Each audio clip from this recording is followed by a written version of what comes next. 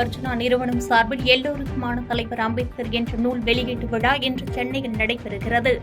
தமிழக வெற்றிக் கழக தலைவர் விஜய் நூலை வெளியிட நீதிபதி சந்துரு நூலை பெற்றுக் கொள்கிறார்.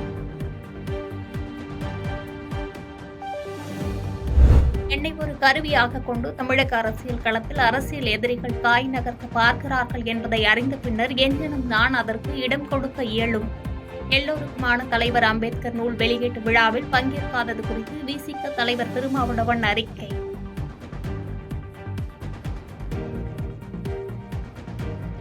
வெள்ள பாதிப்புகளை ஆய்வு செய்ய உள்ள மத்திய குழுவினர் இன்று சென்னை வருகை. நிதி ஆயோக்கில் உள்ள மத்திய இணை செயலாளர் ராஜேஷ் குப்தா தலைமையிலான குழுவினர் முதலில் புதுச்சேரியில் 8 மற்றும் 9ஆம் தேதி ஆய்வு செய்துவிட்டு பிறகு தமிழ்நாடு வர இருப்பதாக தகவல்.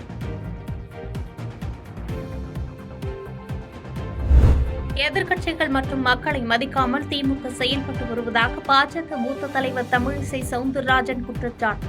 முதலமைச்சர் பதவியில் இருப்பதை ஸ்டாலினும் துணை முதலமைச்சர் பதவியில் இருப்பதை உதயநிதியும் மறந்துவிட்டு செயல்பட்டு வருவதாக கண்டனம்.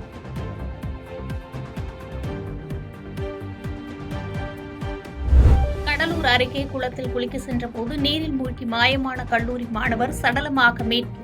சுமார் 17 மணி நேர தேடுதலுக்கு பின்பு சடலமாக கண்டெடுக்கப்பட்ட நிலையில் சம்பவம் குறித்து நெல்லிக்குப்பம் போலீசார் விசாரணை.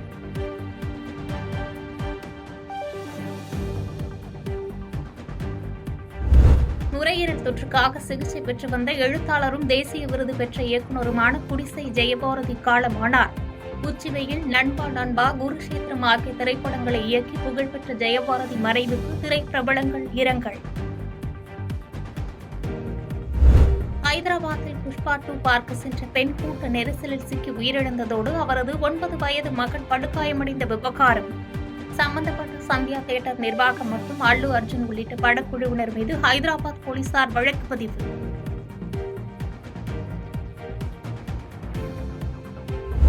தெற்கு வங்கக்கடலில் அடுத்தடுத்து 2 குறைந்த காற்றழுத்த தாழ்வு பகுதி உருவாக்க வாய்ப்பு என வானிலை மையம் தகவல். நாளை மத்திய வங்கக்கடலிலும் டிசம்பர் 2வது வாரத்தில் தென்கிழக்கு வங்கக்கடலிலும் குறைந்த காற்றழுத்த தாழ்வு பகுதி உருவாகும் என கணிப்பு.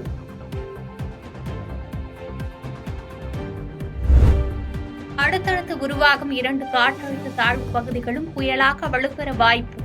தற்போதைய நிலவரப்படி புயலாக வலுப்பெற வாய்ப்பு இல்லை எனவும் தகவல்.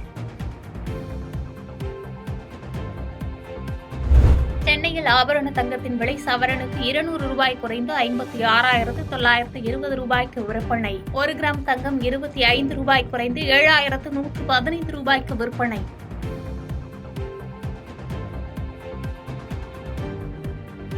ஜுராசிக் காலகட்டத்தில் வாழ்ந்த டைனோசரின் படிமம் நியூயார்க் அருங்காட்சியகத்தில் திறப்பு. அபெக்ஸ் என்று செல்லப்பெயர் பெற்ற மிகப்பெரிய டைனோசர் படிமத்தை வியந்து பார்த்த பள்ளி குழந்தைகள்.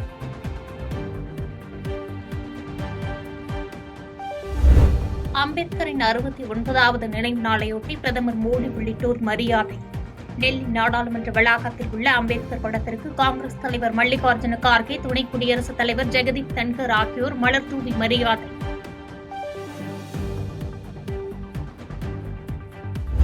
உத்தரப்பிரதேசத்தில் 60 அடி உயர ராட்சத ராட்டினத்தில் தொங்கிய 13 வயது சிறுமி பத்திரமாக மீட்பு. ராட்சத ராட்டினத்தை இயக்க அனுமதி இல்லாத நிலையில் இச்சம்பவம் குறித்து போலீசார் விசாரணை.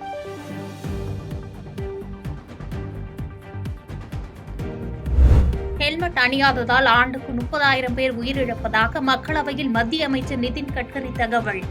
சட்டத்தின் மீது மக்களுக்கு மரியாதையோ அச்சமோ இல்லை எனவும் வேதனை.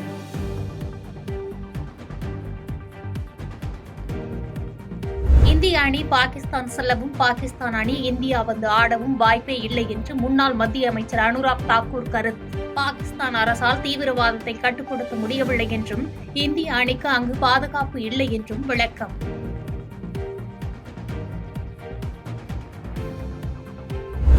புதுச்சேரியில் புயல் வெள்ள பாதிப்புகளுக்கு விடுக்கப்பட்ட விடுமுறைகளை ஈடு செய்யும் வகையில் சனிக்கிழமைகளில் பள்ளிகள் இயங்கும் என்று பள்ளிக்கல்வித்துறை அறிவிப்பு. பெஞ்சல் புயல் மற்றும் கனமழையால் கடந்த நவம்பர் 27, 28, 29 ஆகிய தேதிகளில் பள்ளிகளுக்கு விடுமுறை அளிக்கப்பட்ட நிலையில் உத்தரவு. ஆறுகளில் வீணாக செல்லும் தண்ணீரை இனிவரும் காலங்களில் தேக்கி வைக்க தமிழக அரசு உரிய நடவடிக்கை எடுத்து வருவதாக அமைச்சர் துரைமுருகன் தகவல். தமிழகத்தில் மழை வெள்ள பாதிப்புகளை குறித்து எவ்வளவு பணம் தேவை என்பதை குறித்தும் கணக்கெடுத்து வருவதாக அறிவிப்பு.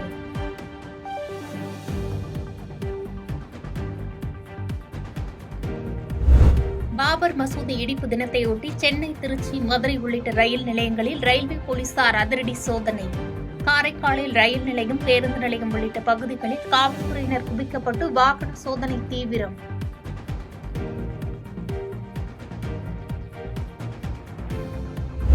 இந்தியாவுக்கு எதிரான முதலாவது ஒருநாள் கிரிக்கெட் போட்டியில் ஆஸ்திரேலிய மகளிர் அணி வெற்றி. இந்திய மகளிர் அணியை 5 விக்கெட்டுகள் வித்தியாசத்தில் வீழ்த்தியது. பழனி அருகே ஷோரூம் கண்ணாடியை உடைத்து அங்கு நிறுத்தி வைக்கப்பட்டிருந்த புதிய காரை மர்ம நபர்கள் திருடி சென்றதால் பரபரப்பு. சிசிடிவி கேமரா இணைப்புகளை துண்டித்துவிட்டு 10 லட்சம் ரூபாய் மதிப்புள்ள புதிய கார் திருட்டு நடைபெற்றுள்ளதால் மர்ம நபர்களை தேடுவதில் சிக்கல்.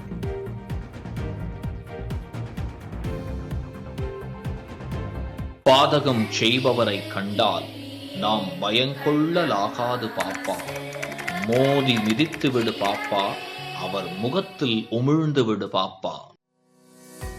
அண்மை செய்திகளை உடனுக்குடன் தெரிந்து கொள்ள இணைந்திருங்கள் இயம்நாடு தொலைக்காட்சியுடன்.